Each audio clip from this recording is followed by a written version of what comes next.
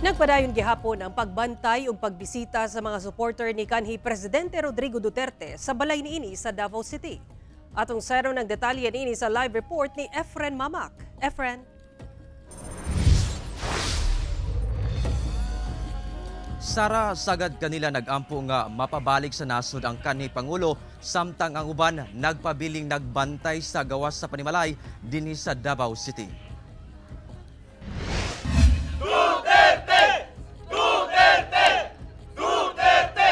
Grupo-grupo gyapon ka mga supporter ni kanhi Presidente Rodrigo Duterte ang nagabantay o nagabisita sa gawas sa panimalay niini sa Davao City.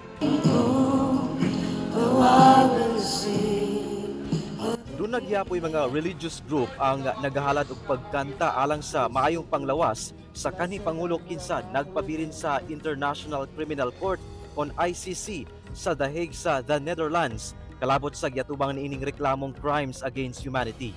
Doon na say nagpahigayon og candlelighting nga kada gabi na ginahimo.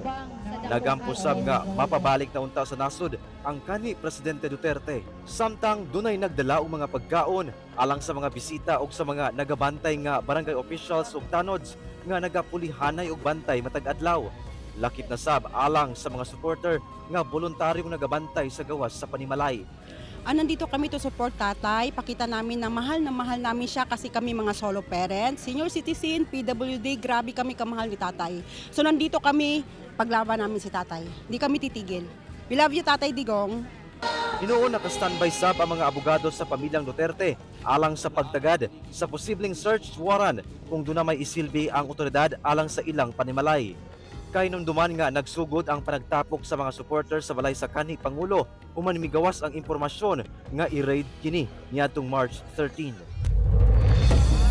Sara bisan dunay na sinati nga pag-ulan nga nagsugod kaganina, lauman gihapon ang pagpangabot sa mga supporters dinhi mismo sa residensya ni FPRRD. Sara. Okay, daghang salamat Efren Mamak.